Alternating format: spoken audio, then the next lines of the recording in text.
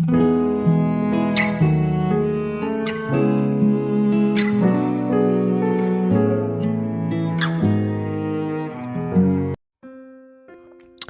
saudara yang kasih Tuhan Yesus, selamat malam dan salam sejahtera bagi saudara semua. Saya menyapa bagi saudara yang ada di Indonesia dari Sabang sampai Merauke, baik di kota maupun yang di desa sampai di pelosok tanah air, dan saudara semua di Malaysia, di Sabah, di Sarawak, di Kuala Lumpur, Kamboja, Singapura, dan Amerika Serikat. Senang sekali kembali menjumpai saudara pada saat ini. Kiranya damai sejahtera dan sukacita daripada Roh Kudus melimpah dalam hati dan kehidupan saudara semua. Dan kiranya saudara semua dalam keadaan sehat selalu. Selamat datang kembali di Pokok Anggur bersama saya Yosia Krisbianto.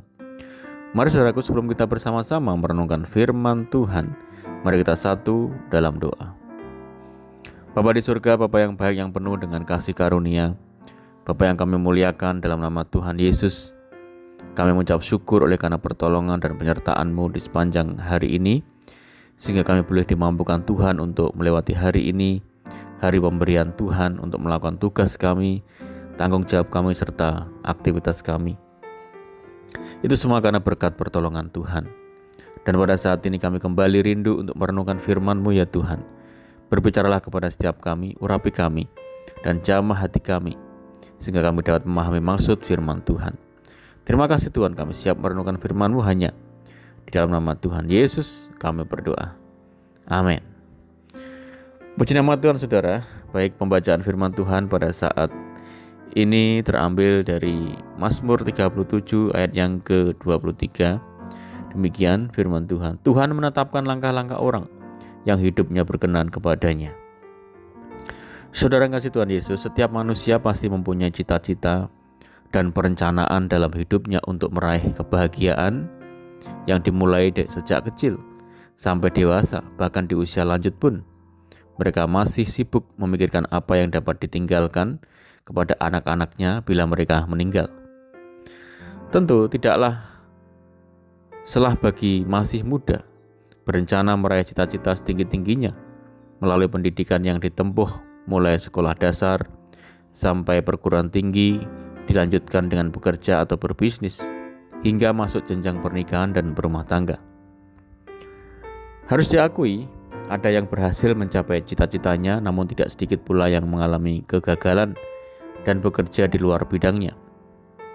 Umumnya, orang tua yang berhasil dalam bisnis menginginkan anak-anaknya mengikuti jejak mereka agar memperoleh keberhasilan seperti yang mereka alami. Namun manusia lupa bahwa mereka boleh berencana, tetapi Tuhanlah yang menentukan segalanya. Saudara, sebenarnya kehidupan anak Tuhan memiliki konsep berbeda dalam mencapai keberhasilan dibandingkan dengan kehidupan yang tidak atau belum mengenal Kristus. Sebab firman Tuhan mengajarkan, tetapi carilah dahulu kerajaan Allah dan kebenarannya, maka semuanya itu akan ditambahkan kepadamu. Dengan kata lain, keberhasilan merupakan dampak apabila kita mengutamakan yang rohani. Sebab Tuhan mempunyai rancangan damai, sejahtera, dan hari depan penuh harapan bagi setiap kehidupan anaknya.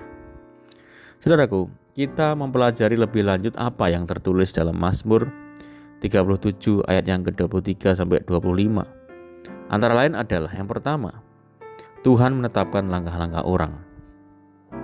Saudara, banyak kehidupan diberkati dengan keberhasilan oleh sebab Tuhan turut campur dan berdaulat menuntun langkah-langkah hidupnya seperti dialami oleh Nuh, Abraham, Yusuf, dan lain sebagainya.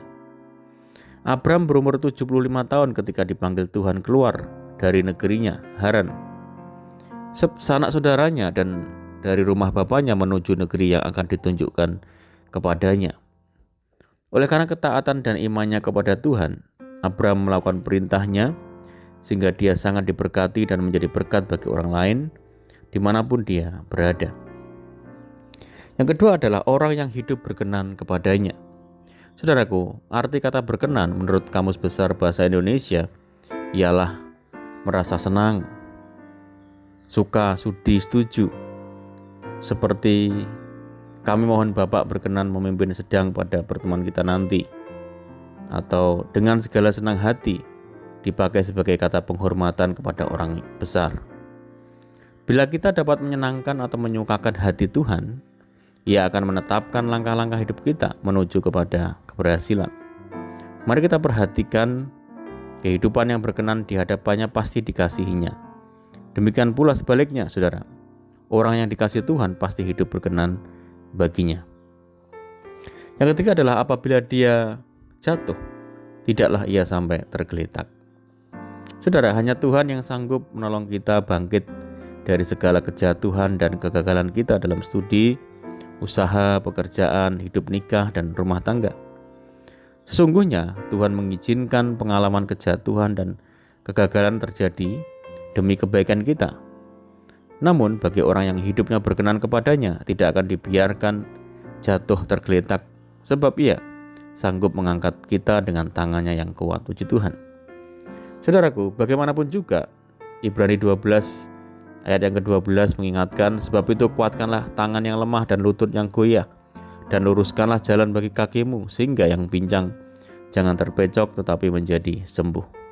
Saudaraku, mari hendaknya langkah-langkah hidup kita diperkenan Allah dengan melakukan yang baik, menjauhi segala kejahatan, serta senantiasa melibatkan Tuhan dalam setiap perencanaan hidup dan cita-cita yang akan kita lakukan. Selain itu, kita juga mempercayakan diri dalam pemeliharaan Tuhan dan setia hidup digembalakan, maka hidup kita akan berhasil bersama dengan Tuhan. Amin, puji Tuhan. Mari kita berdoa.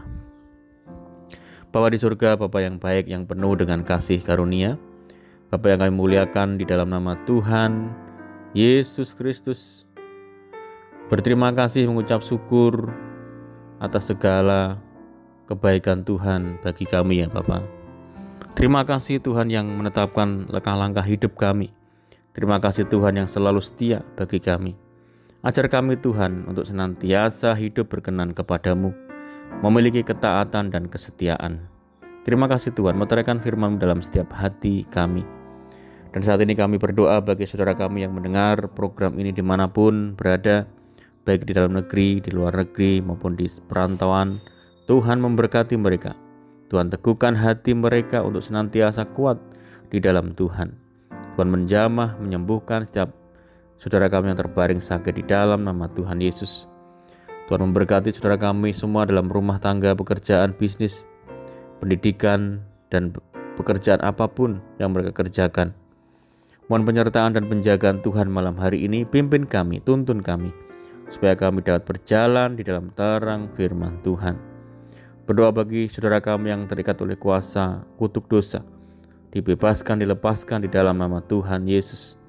Tuhan berikan penghiburan bagi saudara kami yang menderita, berikan kekuatan bagi setiap kami yang lemah dan putus asa.